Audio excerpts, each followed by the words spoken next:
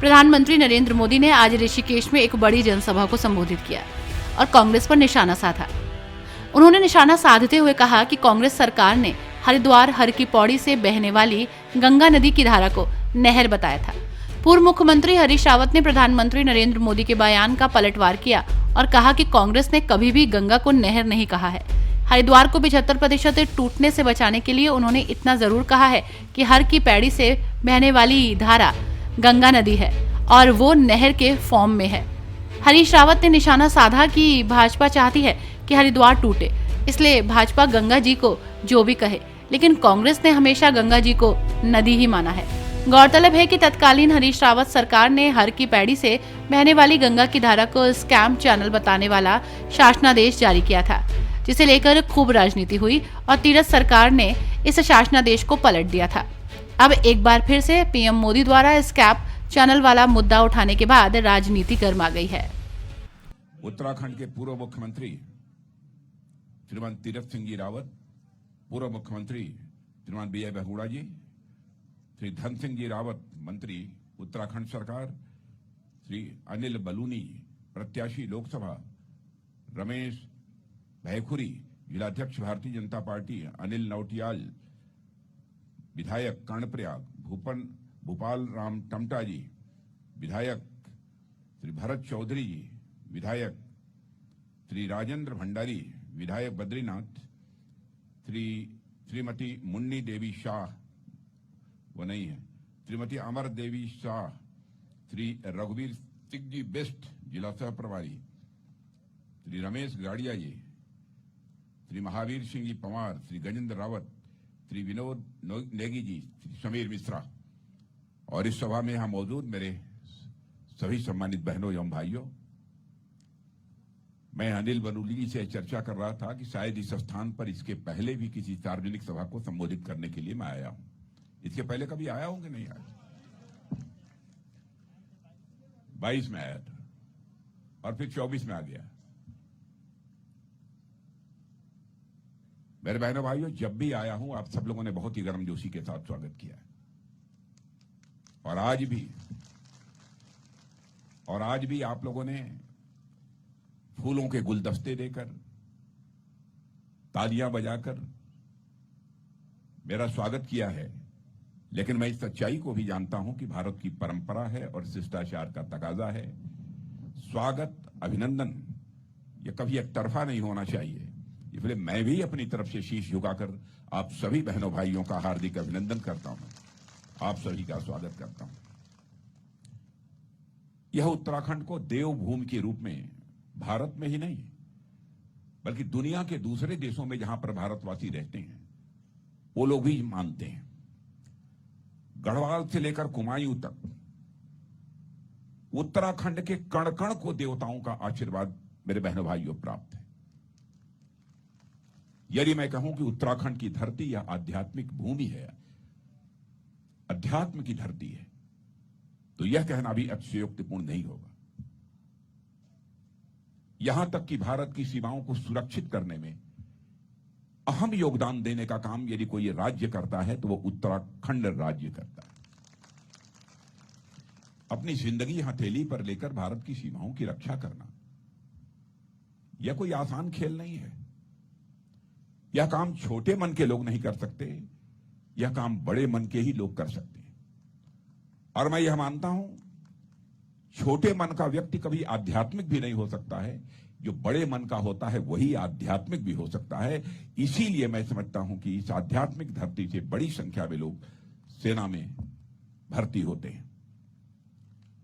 सेना के प्रति हमारे प्रधानमंत्री के मन में कितना बड़ा सम्मान है, यह उत्तराखंड के लोगों को कम से कम बतलाने की कोई आवश्यकता नहीं है। हिंदुस्तान का हर सैनिक, हिंदुस्तान का हर नागरिक सच्चाई को जानता है। मैं लंबे समय से राजनीति में हूं। मैं जब उत्तर प्रदेश का मुख्यमंत्री था उसी समय इस उत्तर प्रदेश का विभाजन हुआ और उत्तर प्रदेश अलग राज्य बना और उत्तराखंड अलग राज्य बना था। पहले से परिचित। उस समय भी बराबर यह मांग होती थी पूर्व सैनिकों के द्वारा कि 1 रैंक 1 पेंशन लागू की जानी चाहिए। 2013 में जब हमारे मोदी जी प्रधानमंत्री के उम्मीदवार के रूप में घोषित हुए तो उस समय पार्टी का राष्ट्रीय अध्यक्ष मैं ही था। हरियाणा की एक सार्वजनिक सभा को संबोधित करने जा रहे थे। उन्होंने कहा कि अध्यक्ष जी, आज मैं हरियाणा की एक सभा को संबोधित करने जा रहा हूं जिसमें कि अधिकांश हमारे पूर्व सैनिक रहेंगे, और आप भी जानते हैं कि हमारे पूर्व सैनिक लंबे समय से बराबर 1 रैंक 1 पेंशन लागू किए जाने की मांग कर रहे हैं। क्या करना चाहिए? मैंने कहा आपका क्या मत है? उन्होंने कहा कि उनका कहना था कि लागू किया जाना चाहिए, और उस हरियाणा की एक बड़ी सभा में जाकर उन्होंने घोषणा कर दी, हमारी सरकार बनेगी तो हम 1 रैंक 1 पेंशन को लागू करेंगे बहनों भाइयों। और उन्होंने सरकार बनने के बाद देर नहीं की और हमारे देश के बहादुर जवानों के लिए 1 रैंक 1 पेंशन यह सुविधा लागू कर दी। और मैं कह सकता हूं कि आज तक 1 लाख करोड़ के आसपास 1 रैंक 1 पेंशन के आधार पर हम लोगों ने दिया है, लेकिन सैनिकों के लिए लाख करोड़ का कोई महत्व नहीं है, धन का महत्व नहीं है। जिंदगी से बड़ी अनमोल चीज मैं समझता हूं कि मानव जीवन में और कुछ नहीं हो सकता। धन दौलत का कोई महत्व नहीं है, लेकिन लोगों ने भी सरकार चलाई है।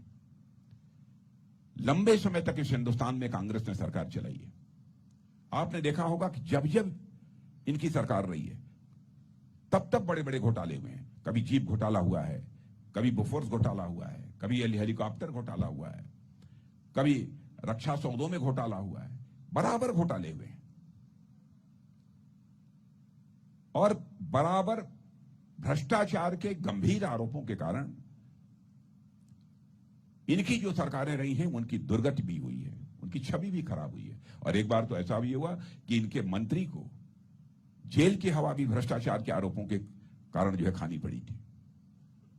मेरे बहनों भाइयों, 10 वर्ष हो गए मोदी जी के नेतृत्व में इस देश में सरकार चलाते हुए। भारत ही नहीं, दुनिया का कोई व्यक्ति उंगली उठाकर नहीं कह सकता है कि मोदी जी की सरकार के किसी भी मंत्री के ऊपर 10 वर्षों के अंदर एक भी कोई भ्रष्टाचार का आरोप लगा हो। एक भी भ्रष्टाचार का आरोप लगाने की हिम्मत कोई नहीं कर पाया। और मैं आपको याद दिलाना चाहता हूं, मैं किसी प्रधानमंत्री की आलोचना नहीं करता हूं, चाहे वह कांग्रेस का हो चाहे किसी राजनीतिक पार्टी का हो, क्योंकि मैं मानता हूं कि प्रधानमंत्री यह व्यक्ति नहीं होता है, यह संस्था होता है। एक बार राजीव गांधी जी ने बड़ी ईमानदारी के साथ यह स्वीकार किया कि मैं क्या करूं, मैं दिल्ली से 100 पैसा भेजता हूं खजाने से, लेकिन लोगों के पास पहुंचते पहुंचते बामुश्किल 14 पैसा पहुंच पाता है। 86 पैसा यह भ्रष्टाचार की भेंट चढ़ जाता है। किसी ने इस चुनौती को स्वीकार नहीं किया। हम लोगों की सरकार बनी, जो पहली मीटिंग हुई थी मेरे बहनों भाइयों, भारत के गृह मंत्री के नाते प्रधानमंत्री जी के साथ स्वयं भी मैं मौजूद था, अधिकारियों की बैठक ले रहे थे। वो कह रहे थे कि सभी के जनधन खाते खोले जाने चाहिए, जितने भी भारत के नागरिक हैं सबके जनधन खाते खोले जाने चाहिए। मैं ईमानदारी से स्वीकार करता हूं कि मेरी भी समझ में नहीं आया कि प्रधानमंत्री जी सारे देशवासियों के खाते क्यों खुलवा रहे हैं। 0 बैलेंस अकाउंट खोल दिया जाना चाहिए।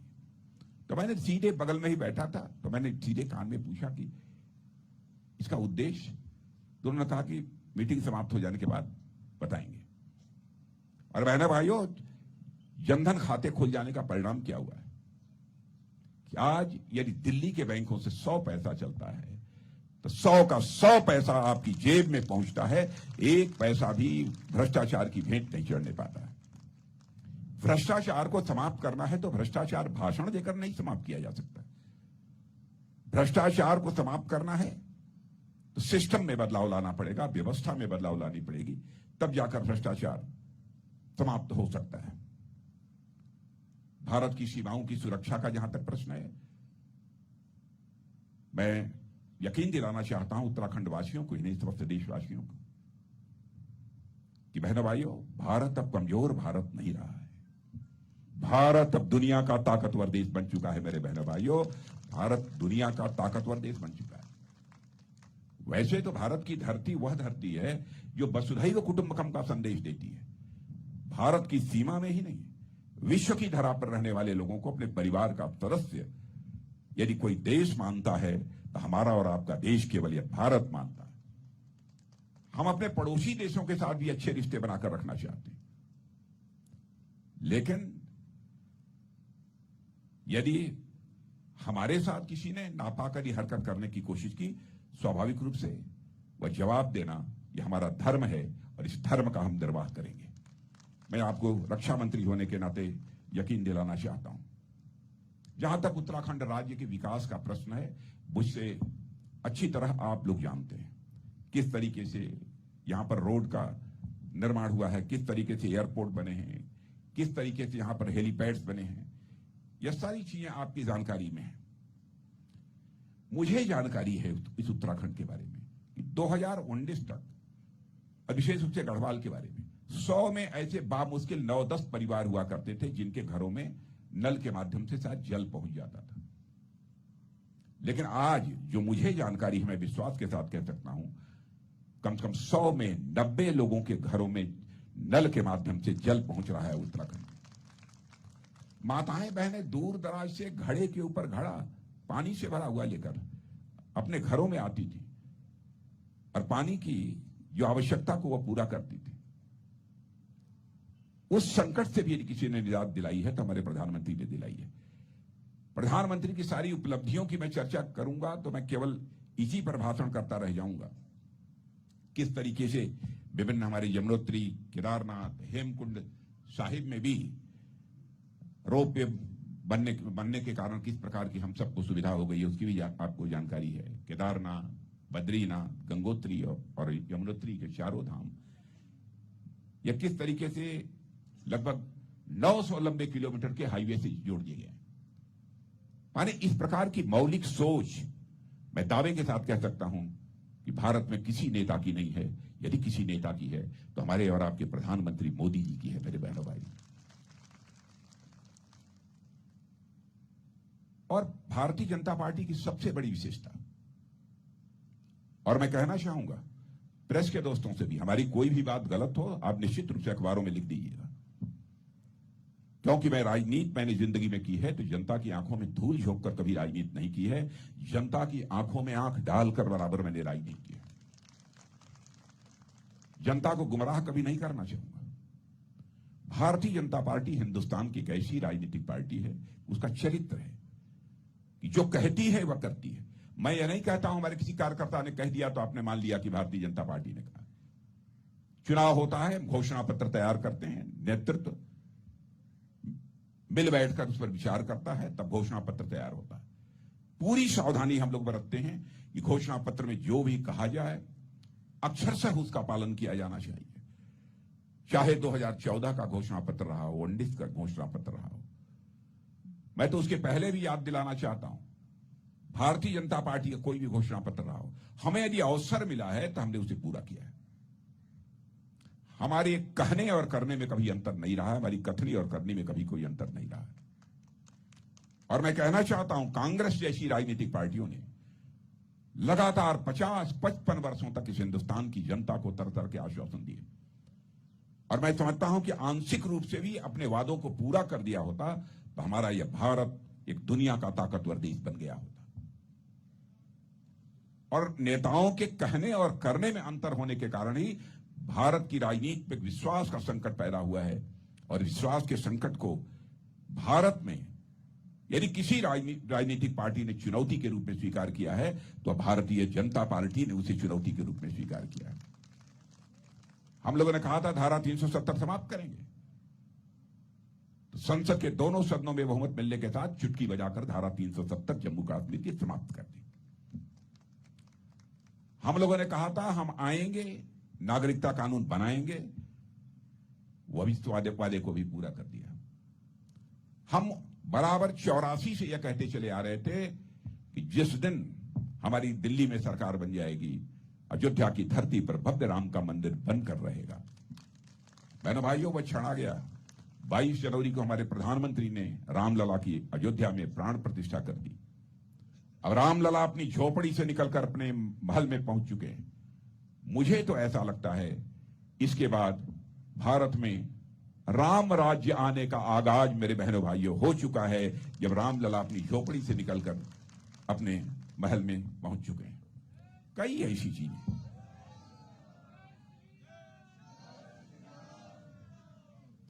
यानी जो भी हम लोगों ने कहा है, जो भी हम लोगों ने कहा है, उसका अक्षरशः पालन किया है। और इस सच्चाई को भी कोई नकार नहीं सकता है कि जब से मोदी जी भारत के प्रधानमंत्री बने हैं, अंतर्राष्ट्रीय जगत में भारत की प्रतिष्ठा बढ़ी है, भारत का कद बढ़ा है। इस सरकार के बनने के पहले भी मुझे विदेशों में जाने का अवसर मिला है, कई मंचों पर मुझे बोलने का अवसर मिला है। पहले भारत अंतर्राष्ट्रीय मंचों पर कुछ बोलता था तो भारत की बातों को जिस गंभीरता पूर्वक लिया जाना चाहिए, भारत की बातों को लोग गंभीरता पूर्वक नहीं लेते थे। लेकिन आज यदि अंतर्राष्ट्रीय मंचों पर भारत कुछ बोलता है तो मेरे बहनों भाइयों, सारी दुनिया कान खोलकर सुनती है कि भारत बोल क्या रहा है। यह भारत की हैसियत सारी दुनिया में बनी है।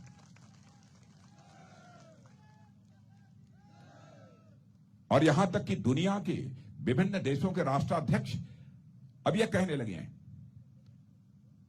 कि विश्व की 21वीं सदी दुनिया के किसी देश की होने जा रही है तो हमारे और आपके भारत की होने जा रही है। बहनों भाइयों, अब मैं नहीं कह रहा हूं, दुनिया के भिन्न भिन्न देशों के राष्ट्राध्यक्ष यह बात कहने लगे। कल मैं मध्य प्रदेश की सार्वजनिक सभाओं को संबोधित करने के लिए जा रहा था और मैं वहां उतरा था इलाहाबाद में प्लेन से, वहां से हेलीकॉप्टर पकड़कर मुझे जाना था। कुछ समाचार पत्र रखे थे, समाचार पत्रों को ऐसे ही सरसरी निगाहों से मैं देख रहा था। मैंने अमेरिका के एम्बेसडर का, जिनका नाम एरिक गार्सेटी है, उनका एक वक्तव्य एक मंच पर बोलते हुए उन्होंने कहा था, अगर आप भविष्य को महसूस करना चाहते हैं तो दुनिया के दूसरे देशों के लोगों से कह रहे हैं, यदि आप भारत के भविष्य को महसूस करना चाहते हैं तो आप भारत आएं। आप यदि भविष्य देखना चाहते हैं, अगर आपको भविष्य नहीं देखना है दुनिया का, तो उसे देखने के लिए आप भारत आएं। उन्होंने यह भी कहा कि अगर भविष्य पर आप काम करना चाहते हैं तब भी दुनिया के लोग आप भारत आओ। यह मैं नहीं कह रहा हूं, यह अमेरिका के जो राजदूत हैं उन्होंने एक कार्यक्रम में बोलते हुए यह कहा था। भारत के प्रति यह धारणा बनी, भारत अब कोई सामान्य देश नहीं है दुनिया की नजरों में। और आपको मालूम है कि रूस और यूक्रेन का जब युद्ध प्रारंभ हुआ था तो हमारे लगभग हजारों बच्चे भारत के वहां पढ़ते हैं। रूस की तरफ से भी मिसाइल चल रही थी, यूक्रेन की तरफ से भी मिसाइलें चल रही थी। हमारे भारत के जो बच्चे पढ़ते थे, उनके मां बाप जो यहां रहते थे, उन्होंने प्रधानमंत्री से मांग करनी शुरू कर दी कि मोदी जी चाहे जैसे हो हमारे बच्चों को यूक्रेन से बाहर निकालिए, उन्हें भारत ले आइए। हमारे प्रधानमंत्री ने चटपट रूस के राष्ट्रपति मिस्टर पुतिन से बात की और यूक्रेन के राष्ट्रपति मिस्टर जेलेंस्की से बात की और साथ ही दुनिया का जो सबसे ताकतवर देश माना जाता है अमेरिका, उनके राष्ट्रपति मिस्टर बाइडेन से बात की। और बहनों भाइयों, शायद आपको जानकारी होगी, 4.5 घंटे के लिए युद्ध रुक गया, 22,500 हमारे भारतवासी बच्चे भारत लौट आए। यह है भारत की हैसियत। इस कोरोना की चर्चा कर रहे थे हमारे अनिल बलूनी जी। बहनों भाइयों, हमारे यहां वैक्सीन नहीं बनती थी। स्वयं वैज्ञानिकों से मिलकर, उनके पास जाकर उनकी हौसला अफजाई करने का काम हमारे प्रधानमंत्री ने किया था। और इन्होंने सच कहा है कि भारत में लोगों को कोरोना वैक्सीन की 3-3 डोज लगी है, लेकिन दुनिया के शायद किसी देश में आपको यह देखने को नहीं मिलेगा। कहीं 2 लगी है, कहीं 1 लगी है। मैं तो दावे के साथ कहता हूं अमेरिका में भी आपको देखने को नहीं मिलेगा। यह हैसियत है भारत की। भारत हर मामले में आत्मनिर्भर भी होता जा रहा है। मैं रक्षा मंत्री हूं, रक्षा मंत्री होने के नाते भी मैं आपको बतला रहा हूं, पहले हर चीज दुनिया के दूसरे देशों से हम आयात करते थे, मंगाते थे। तो गोले, मिसाइल, हर चीज दुनिया के देशों से मंगाते थे।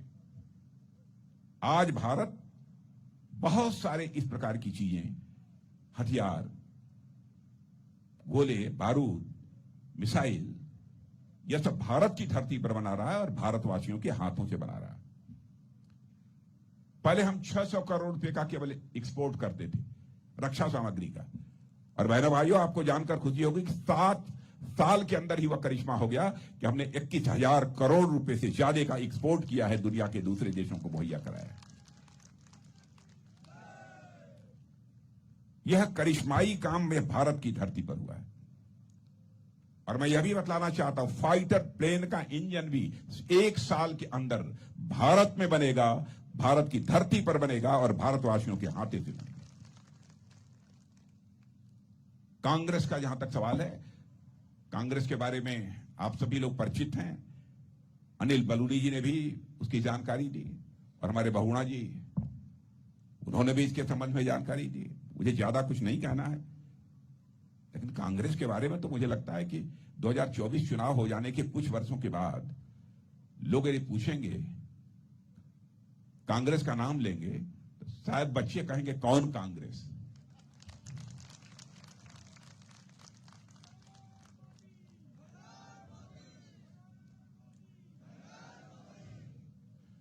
और जैसे इस पृथ्वी से डायनासोर लुप्त हो गया है मेरे बहनों भाइयों, मुझे लगता है कांग्रेस भी लुप्त हो जाएगी। यह हालत हो गई। और आप लोग अच्छी तरह कांग्रेस को समझते हैं, क्योंकि कांग्रेस का एक समय वर्चस्व रहा है। और हमारे हरीश रावत जी हमारे भाई, मैं बहुत सम्मान करता हूं हरीश रावत जी का। अब हरीश रावत जी ने भी कह दिया कांग्रेस सुस्त हो गई है, पस्त हो गई है। लेकिन मैं आपको बतलाना चाहता हूं कि जो कांग्रेस के दोस्तों से भी बातचीत होती है और जो कांग्रेस को मैं देख रहा हूं, मुझे लगता है कि अब कांग्रेस पहाड़ चढ़ने लायक नहीं है मेरे बहनों भाई। कांग्रेस अब पहाड़ नहीं चल सकती और इनमें आपस में रोज लड़ाई। आप देख रहे होंगे धड़ाधड़ कांग्रेस छोड़कर लोग भारतीय जनता पार्टी की सदस्यता स्वीकार कर रहे हैं, धड़ाधड़। और आजकल तो कांग्रेस सचमुच टीवी शो बिग बॉस देखा है कि नहीं? आप लोगों ने बिग बॉस देखा है कि नहीं? बिग बॉस का घर बनी हुई है, प्रतिदिन एक दूसरे के कपड़े फाड़ रहे हैं।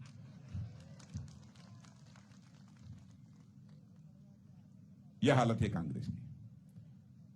बलूनी जी का जहां तक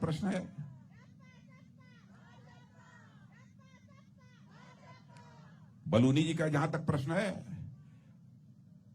आप सभी बलूनी जी से अच्छी तरह परिचित हैं। जो पहले बहुत नजदीक से परिचित नहीं रहे होंगे, इस चुनाव के दौरान उनका परिचय हो गया होगा। बहनों भाइयों, हमारे अनिल बलूनी बहुत ही सधे हुए और मजे हुए एक वक्ता भी है और भारतीय जनता पार्टी केंद्र में भी बहुत ही प्रभावी भूमिका का निर्वाह करते हैं। और मुझे आश्चर्य होता था, राज्यसभा में जब थे, संसद में, तब भी कोई ना कोई उत्तराखंड की समस्या को लेकर जो हमारे पास पहुंचे रहते थे। जब मैं गृह मंत्री था तब भी, रक्षा मंत्री था तब भी।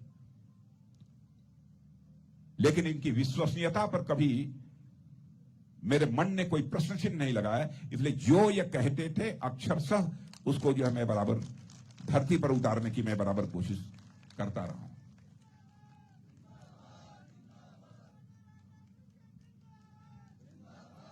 और इनके बारे में एक जानकारी मुझे यह भी है, इगास जैसा त्योहार उत्तराखंड का लगभग लुप्त होता जा रहा है। वह इगास का त्योहार जिंदा रहना चाहिए। यहां पर उत्तराखंड की परंपरा, उत्तराखंड की संस्कृति कि कोई चीज लुप्त नहीं होनी चाहिए, इसकी भी चिंता करते हुए मैंने इन्हें देखा है। अब भले ही यहां पर उत्तराखंड में आकर इगास के बारे में जो कार्यक्रम बड़े बड़े करने चाहिए इन्होंने न किया होगा, लेकिन दिल्ली में उन्होंने कार्यक्रम किया था और उस कार्यक्रम में मुझे भी बुलाया था। उसमें उपराष्ट्रपति भी आए थे, कई मुख्यमंत्री, कई मंत्री भी उसमें आए थे। तो उस समय मैंने पूछा था कि इगास पर्व क्या होता है। बहनों भाइयों, सच्चाई है कि मुझे उसकी जानकारी नहीं थी। जो व्यक्ति इतनी समाज की चिंता करे, अपनी संस्कृति की चिंता करे और संस्कारों की चिंता करे, तो बहनों भाइयों, मैं विश्वास के साथ कह रहा हूं कि आप समझ लीजिए कि आपके दुख और तकलीफ के प्रति वह कितना संवेदनशील होगा, इसकी आप सही कल्पना कर सकते हैं। इसलिए मैं आप सभी लोगों से अपील करने आया हूं कि आप लोग अनिल बलूनी जी को भारी मतों से विजय दिलाकर भारत की संसद में भेजिए। राज्यसभा में थे तब भी आपकी चिंता करते थे और लोकसभा में जाएंगे तो स्वाभाविक रूप से इनकी जिम्मेदारी बढ़ जाती है और वह बखूबी अपनी जिम्मेदारी का निर्वाह करेंगे। तीरथ सिंह जी रावत, बहन भाइयों, मुझे तो बेहद कभी कभी आश्चर्य होता है, उत्तराखंड के लोग कितने बड़े मन के हैं। मैं अभी तीरथ सिंह जी रावत से बात कर रहा था। तीरथ सिंह जी रावत का एक नए भाई साहब अनिल बलूनी भारी मतों से, रिकॉर्ड मतों से इस बार चुनाव जीत कर जा रहे हैं। ऐसे लोग उत्तराखंड की धरती पर पैदा हुए। तो बहनों भाइयों, अनिल बलूनी जी को भारी मतों से विजय दिलाइए।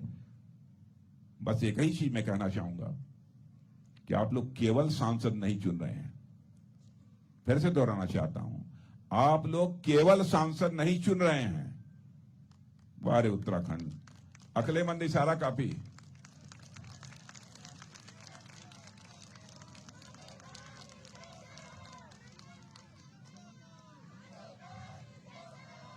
और फिर आपसे मिलेंगे। बोलिए भारत माता की, भारत माता की। बहुत बहुत धन्यवाद।